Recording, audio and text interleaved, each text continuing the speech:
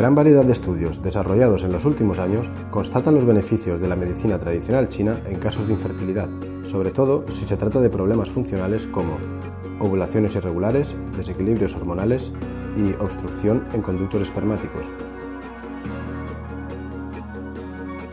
El origen de esta patología puede asociarse a diversas causas, tales como debilidad constitucional, exceso de trabajo, problemas emocionales y la exposición al frío y la humedad.